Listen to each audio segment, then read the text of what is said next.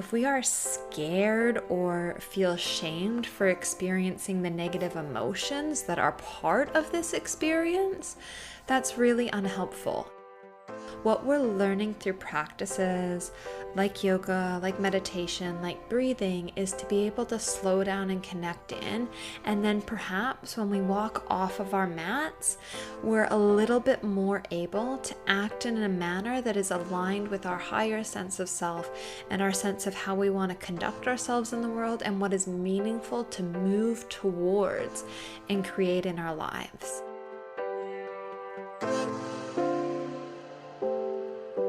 You're listening to the Wisdom for Wellbeing podcast, the show that blends science and heart to bring you evidence-based tips and tricks for cultivating a healthy, wealthy, and meaningful life. Now, here's your host, therapist, yogi, and fellow full life balancer, Dr. Kaitlin Harkess. Hi there, welcome back to Wisdom for Wellbeing. So this week it is an episode with yours truly solo, and we're going to be talking through how yoga affects your physical body. So we'll be talking about biophysiological impacts of a yoga practice, and I know that this can get a little complex, a little bit yoga nerdy. But in order to make it a little simpler, I'm going to talk you through stress first. So how stress actually affects your physical system. So then we'll have something to actually compare the physical effects of yoga for. So essentially a framework to go, okay, what's happening here? Because chances are you, like so many of us, have heard that yoga is really good for stress reduction. And stress is something that, is a gross contributor to many mental health problems. So the trajectory of being very highly stressed or of having a very stressful event in your life happen is that a high level of stress makes one then more vulnerable to experiencing clinical levels of anxiety. So diagnosable anxiety disorder. And having a experience of a diagnosable anxiety disorder makes one more vulnerable to, a deep depression, a depression that is, again, diagnosable. So I don't necessarily know that, the frameworks for diagnosing are always necessary or useful, but I think it's helpful to understand that when we use the words anxiety and depression here, we're not just referring to that moment when you get out of bed, you're having a bit of a tough day and you go, oh yeah, I'm feeling so depressed. But the next moment, everything's hunky-dory and things the next day might seem totally fine. So we're actually referring to something that's really significantly impacting, some real important areas of an individual's life. So coming back to stress, like I said, most of us are experiencing stress right now. And that's not necessarily a bad thing. In fact, there are really, really wonderful effects of stress. If you imagine an inverted U shape, that highest level of that U, if we were saying that this was a table marking performance and stress, as your stress levels go up, so on the lower axis, your performance actually increases. If you don't have any stress, you're not going to get up to your alarm in the morning. You're not going to hand up that assignment at work or uni that is due. You're not going to make it to your dentist appointment. Having a little bit of stress is really helpful in terms of your performance. However, where that U starts to slope down on the far side, that's when your performance starts to decrease.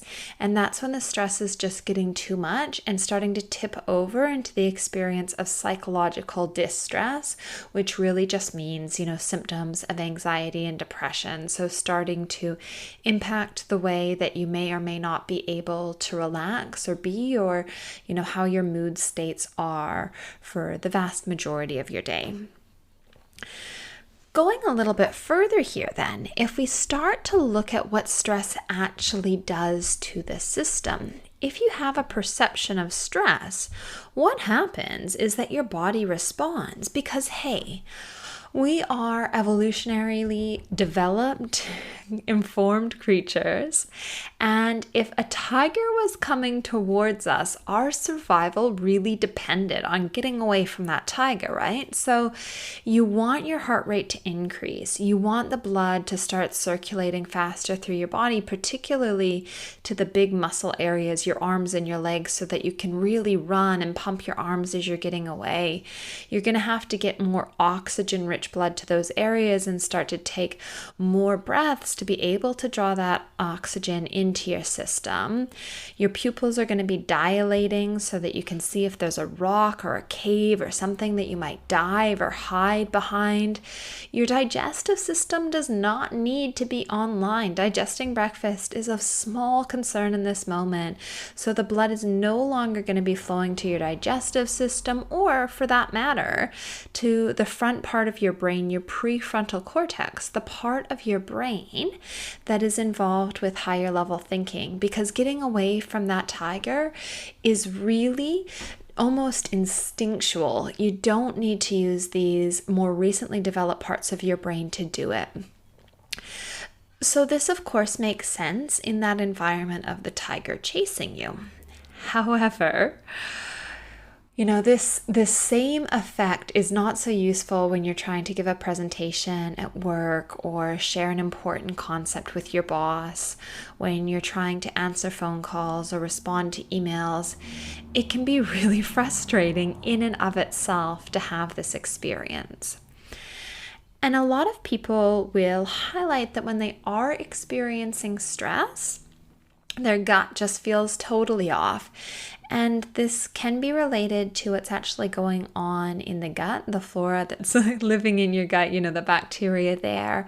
But it's also related to this fight or flight response, which we actually call your sympathetic nervous system. So it's your sympathetic nervous system that activates the fight or flight response, and something called the freeze response, which we'll talk to a little bit less here, but I think it is important to include.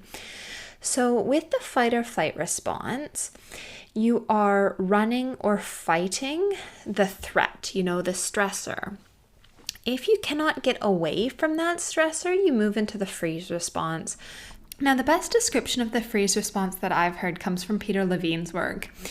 He very vividly describes a gazelle running through the plains and a tiger chasing it. Now, the gazelle is in the fight or flight response. Specifically, it's fleeing, it's running. So this is its survival response because it, of course, wants to get away from that tiger. Now, as the tiger gets nearer and nearer, something shifts. The gazelle, at a basic level, a very primal level of the nervous system, senses this. And as the tiger is making that visual leap, so jaw open, about to bite the gazelle collapses to the ground. Now, the tiger has not actually touched the gazelle. The gazelle has gone into this freeze response. It's essentially playing possum, playing dead. And this is really, really helpful in terms of survival, because if the tiger then, let's say, drags the gazelle off to its little cave where it goes to then find its cubs, the gazelle might at that moment leap up, run away, and essentially survive. What's really interesting is that when it goes to run away, when it gets a safe distance away, when it's, safe from threat, it will shake vigorously, shake like crazy, like shaking all of that energy and that strain on the system out. Humans also have this freeze response. Now, the other part of it is, if that gazelle did not get away from the tiger, theoretically, not being cognitively present to be eaten is a benefit. So being disconnected, disassociated from the body is of benefit in that moment of incredible threat. So when I say humans have this response, for sure, we do. But it's very rare that you actually see that shaking, that discharging of the energy. So if someone in a very traumatic, difficult situation flips into the freeze response, they might not then discharge that energy at a later point in time, which is why the body is so therapeutic in healing from trauma at a somatic, at a physiological level, because there is often this experience of the trauma being stored in the system. And it's something that we in the field are really working to understand exactly how this happens, exactly what this means. But the data is showing that physical practices like yoga, trauma-sensitive yoga specifically, are resulting in changes in an individual's well-being and the re-experiencing and the trauma effects that they might have been experiencing prior to engaging in this treatment. Now, the other part of the nervous system, so the other side of the sympathetic nervous system that we just talked about, the fight, flight, or freeze, is the parasympathetic nervous system. So your parasympathetic nervous system is often called your rest and digest response. That is where all of the blood starts recirculating to your gut so you can digest those wonderful, delicious meals, relax with friends, family. The blood is flowing fully, through your brain, through your prefrontal cortex. You can think clearly, rationally, you can connect in relationship, respond to social cues, the heart rate slows, breathing slows, pupils return to normal dilation. So in a safe environment, the relaxation response is evoked. And there's been a lot of research that suggests one's ability to move into this state of parasympathetic nervous system activity into a state of relaxation, or the relaxation response as it's sometimes called, that capacity to swap from sympathetic nervous system to parasympathetic nervous system is a real predictor of health. So with that, there is something called the vagus nerve that has been suggested as part of the mechanism, part of the tools that help one move from sympathetic nervous system activity to parasympathetic nervous system activity. The vagus nerve is fascinating. The vagus nerve runs down sort of the length of your body, touching in, connecting to these really important areas, from right down through your heart, your lungs, your digestive system, your gut. It's the biggest nerve in the body. And we hear of something called vagal tone. So your vagal tone is essentially the strength of your vagus nerve. Like if you think that, lifting some weights, doing regular bicep curls might strengthen your bicep, strong strength in the vagus nerve allows it to turn on when you need it in these times of stress. So regular exercises to strengthen your vagus nerve are imperative. And these exercises are a bit different than bicep curls in some ways, but may in fact look like yoga postures, that curling and lengthening, bending, stretching that comes with a yoga practice is thought that might be one of the ways that we strengthen vagal tone. Other ways are through meditation, through breathing exercises, so something that is also included in a yoga practice. But before we dive into all of these ways that yoga might affect the system, I just want to take a moment to jump back to that stress response. So when we perceive a stressor, the sympathetic nervous system kicks in. Where we evolved, how we evolved, chances are we were not seeing tigers every day, at least generally speaking. However, it's the perception of a stressor. So what happens right now if you close your eyes? You could, don't close your eyes if you're driving, but you could see a tiger, right? You could imagine that. And the same thing can happen at 3 a.m. when you're laying in bed. You can imagine catastrophe, the worst case scenario. What happens if you don't get that project done on time? What happens if that person you're really connecting with no longer wants to spend time with you? What happens if X, Y, and Z. Our minds can do incredible things and really come up with these amazing worst case scenarios in all sorts of uncommon situations or unlikely situations. So we can actually imagine the stressor that starts to cause these physiological changes in our body. So you can be laying in bed having these thoughts, and then suddenly you can't sleep, but it feels like your heart is in your throat. Not particularly helpful for not sleeping. And then the next day, with limited sleep, one's emotional capacity and tolerance is going to be a bit lower. And then when you have, perhaps an ambiguous text message with a friend, or an uncomfortable conversation at work, or someone's tone seems off, or someone's rude when you're getting on the bus, those things are going to be experienced differently than they might have otherwise. But regardless, even on a good day, those things can hurt, and going to do a presentation at work can also be very stressful, or responding to all those emails. So suddenly again, that sympathetic nervous system is kicking into gear. And what happens if you're running from work to after school sports, to making dinner, to getting back on the computers, to doing work, or in other scenarios where you may be in lockdown and you're actually trying to just get through the day with a bazillion people buzzing around your place, or alternatively, maybe being all on one's own and having that loss of social connection. So these things are going to affect nervous system and well-being. So then suddenly sympathetic nervous system is turned on, and something called the hypothalamic pituitary adrenal axis, which basically, is your endocrine system, so the hormonal system in your body. So both of these systems are activated, and your immune system picks up on this because there's a common molecular language, which just means the little molecules in your body speak to each other. The immune system is activated and told, hey, something's not right. There's a stressor here. We need to manage it. And again, this is brilliantly designed, because if that tiger had been chasing you back in the day and you were running away, if you had gotten bit, you would want your immune system active to fight the infection so that that wouldn't be the thing that kills you. The thing is, the immune system being turned on again and again and again actually burns the immune system out.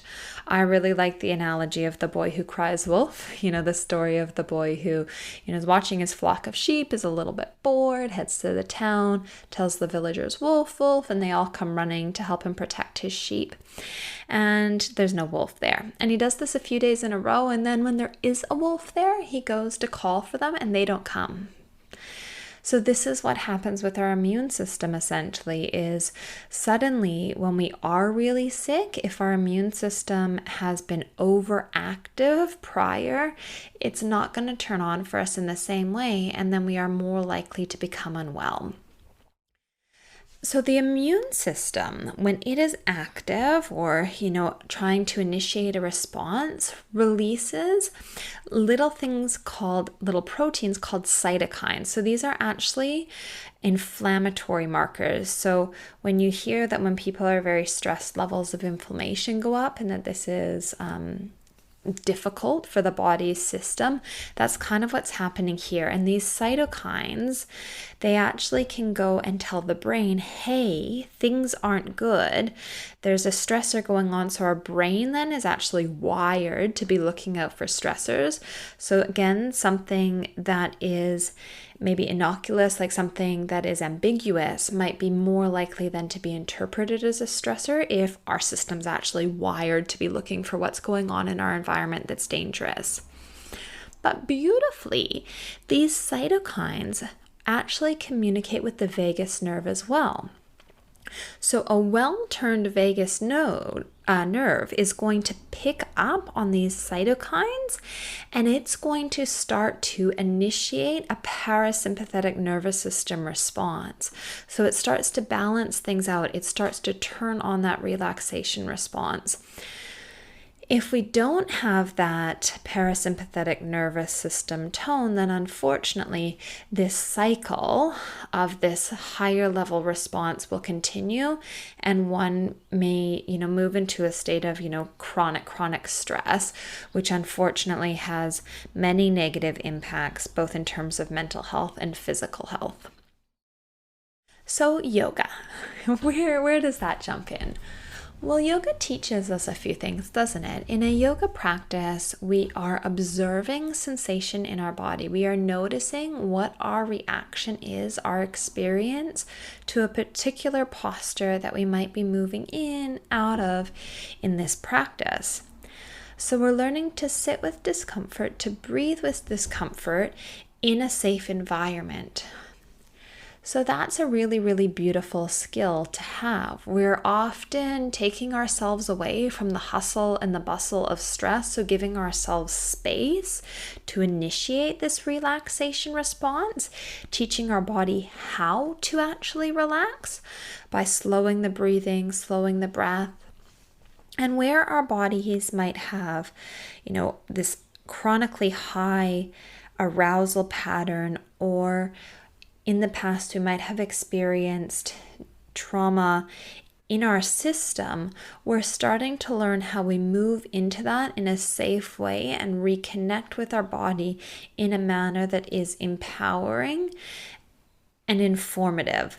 Now, there are different types of yoga, and I just want to be really mindful here, particularly when I use the word trauma, that listeners, that you know that not every yoga is the same yoga. I don't want to say that it's not all created equal, but it speaks to different people at different points in times and different stages. And it's important to be really mindful of your well-being if you are looking to explore a yoga practice. And there's actually some wonderful episodes that we've had on this season. So season 2 of Wisdom for Wellbeing, talking about mental health aware yoga and trauma and yoga. So it might be worth having a listen to those, because you can find trauma sensitive classes that are really mental health informed, trauma informed, and are really invitational, because the last thing that we want to do if we are feeling disempowered and disconnected is to feel forced or coerced into a physical posture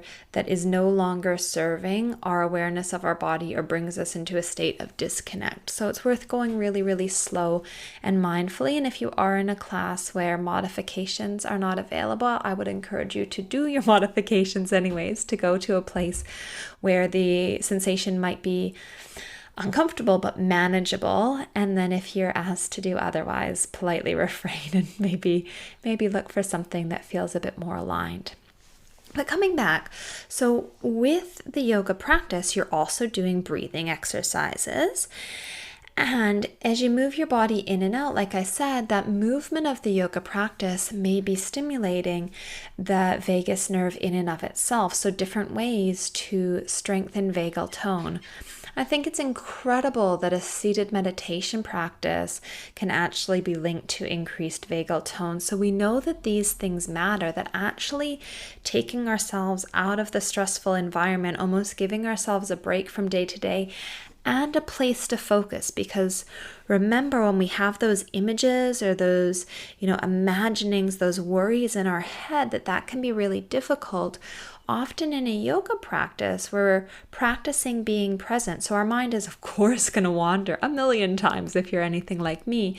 But it's this opportunity to keep coming back to the moment, to train the mind slowly, to build that attentional capacity. And I find, if I'm balancing on one leg and I'm worrying about dinner the next day, I lose my balance. And that's a quick jolt back into present moment time. So it can be somewhat more helpful to have the physical practice if the mind is really prone to wandering than a seated practice in the beginning. Of course, I think the two go hand in hand so beautifully. The other thing that happens with the yoga practice is we actually start to see changes in brain neurochemistry. So for instance, yoga practitioners demonstrate increased GABA, which is a neurotransmitter that's anxiolytic. And what that means is that it is related to lower levels of anxiety. So we're actually changing our neurochemistry by this yoga practice. So that whole cycle where we go brain stress, ignite the sympathetic nervous system, the HPA axis, turn the immune system on, look for further stressors, find the stressors, system ignited. We start to break that cycle. Suddenly we're able to be in the moment, to perhaps maybe at times even experience positive emotions, relaxation, a sense of safety, and that communicates, to our system, to ourselves, okay, we're safe. Parasympathetic nervous system is activated, vagal tone induced, immune system starts to decrease its functionality. Our brain is looking for things that are going well, and the neurotransmitters, those chemical changes, are supporting this cycle. There's also something that happens with yoga practice or really anything that you practice or you do in your life at a very deep level. So specifically at the epigenomic level.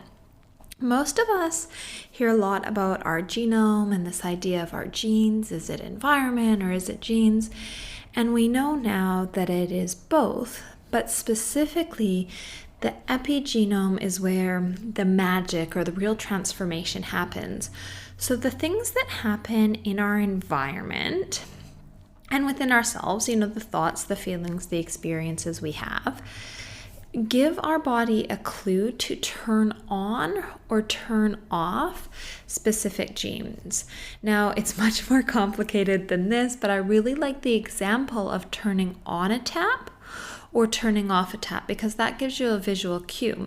So for example, if growing up and through your life you're in, really healthy environments, eating healthy foods, spending lots of time outdoors, being really well emotionally supported, that is likely to turn on more of the genes associated with health and well-being through the course of time. However, if the environment maybe is not so healthful, maybe the food isn't of the best quality, the environment you're in might be polluted or toxic, and emotionally maybe there are some difficulties that arise, then in that case it might be turning off the genes associated with health and well-being and turning on the genes associated with illness, physical or mental, or perhaps both. So you can see that what we do with ourselves and around ourselves matters, and we don't get to go back in time and rewrite our histories, right? We're working with where we're at right now, but it is incredible to think that if you spend 5 minutes, 10 minutes, putting your feet on the earth, engaging in some deep breathing, some mindful movement, some meditation, that this can have an effect. And in fact, it actually doesn't take that much time to see changes happening at this epigenomic level. So the changes are measured in different ways. One of the ways of measuring is through something called methylation, which is essentially a cue that an area has been turned on and turned off. So you can measure these little parts of the epigenome. And with yoga, we have found that there are epigenomic changes after only 8 weeks of a yoga practice. So that's 2 months of practicing around 1 hour each week. So that was some of the research I was involved in, and it's the first study that looked at yoga. So of course, it's not something that we can hang our hats on and say definitively, oh, this is doing precisely this or that, but it's really interesting to think, right? And it's interesting to think that these changes that happen at the epigenomic level can, for instance, tell your body to produce more of those inflammatory proteins or less of those inflammatory proteins, might tell the vagus nerve when it should or should not be turning on. There can be real messages that happen through this system. And there's been other research of the like. There's been research demonstrating that a practice of loving kindness meditation assists in epigenomic transformation. And there's been some that has even demonstrated one day, granted, it was an 8-hour retreat day of meditation, has measurable effects at the epigenomic level. So if you're able to spend a little bit of time every day engaging in some form of self-care, whether it's yoga, different forms of meditation, breathing, mindfulness practices, these things are going to help. What you do matters. And brilliantly, these changes that you make will, of course, affect you for the course of your lifetime. But if you are, planning on having a family, the changes that one makes in their own epigenome are passed down to the next generation. And this is really sad, where we see intergenerational trauma being passed down. It's not just the environment that one is around, but it's actually embodied in the sense of what's happening at that epigenomic level. But it means that we can make meaningful change and perhaps pass down to our own children something a little bit different from what we inherited. Of course, I don't say this to add stress or, frustration that this information might be accessed at a later point in your life, but I think it's really nice to be inspired and to know that what you do does matter. So I hope that provides a little bit of an overview as to what's happening through a yoga practice, and then in regards to how that then affects stress, because we start to see decreases in perceived stress with yoga practice and decreases in psychological distress. So what I mean by that is that while someone's external life situation may not have changed, their perception of their capacity to cope with those stressors is enhanced through a yoga practice. We may not know the exact mechanism, but how interesting, maybe there's a metaphor. You're standing in like a warrior posture, this strong posture, and starting to find this sense of inner strength within oneself. Maybe as slowly we might find we have a little bit more balance or a little bit more strength in our arms, maybe that becomes a little bit easier. And with the changes then seen in psychological distress, so that's decreased symptoms of anxiety and depression, this might be related to the fact that through a yoga practice, the research I've been involved in has indicated that people experience increased positive effect after a yoga practice. So increased experiences of positive emotions. And these positive emotions can be healing in the right context. So I think that's really important. It doesn't necessarily mean that in the yoga practice you experience decreased negative emotions, but experiencing increased positive emotions can help balance the favors of where things are sitting in our lives. I do really want to just take a moment to go back to that point, hey? So it doesn't mean that we experience decreased negative emotions. I think it's important to acknowledge that yoga is not all love and light. This mentality around it being like a good vibes only place or, happy vibes only here. I think that that's an unfortunate message because we are all human beings. If we are scared or feel shamed for experiencing the negative emotions that are part of this experience, that's really unhelpful. And the negative thoughts, we all have such shadow sides, as we might call it in some traditions. We all have negative thoughts, unhelpful thoughts. What we're learning through practices like yoga, like meditation, like breathing, is to be able to slow down and connect in. And then perhaps when we walk off of our mats, we're a little bit more able to act in a manner that is aligned with our higher sense of self and our sense of how we want to conduct ourselves in the world and what is meaningful to move towards and create in our lives. So we're also then bringing, this nervous system change with us to the work that we're doing, because yoga is not about what happens on the mat ultimately. Yoga is about how we create and cultivate lives that feel aligned and feel vital to us. I hope that this has maybe given you a little bit of motivation or information if yoga is something that you resonate with. And if not, that's cool too. A lot of this information applies to mindful movement practices generally. Emily Sandos, in one of her interviews at the end of season 1, talks through some other wonderful mindful movement practices, things like rock climbing, different opportunities for us to slow down and connect in. And I think they would all have similar benefits. Going out for a walk in nature, whatever it may be for you, allow yourself this little bit of extra information, this little bit of, nerdy yoga or mindfulness or awareness science to help motivate you and to help bring that intentionality of healing to whatever your practice is. I am wishing you well and looking forward to connecting with you next week. We will be back to having a wonderful interview then. So, without further ado, bye for now.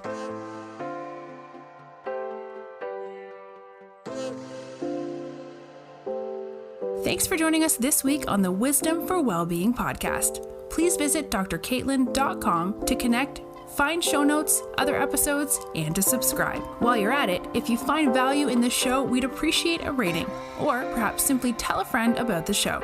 Wisdom for Wellbeing is not a substitute for professional, individualized mental health treatment. If you are in crisis, please contact 000, your local emergency number if you are outside of Australia, or attend your local hospital ED.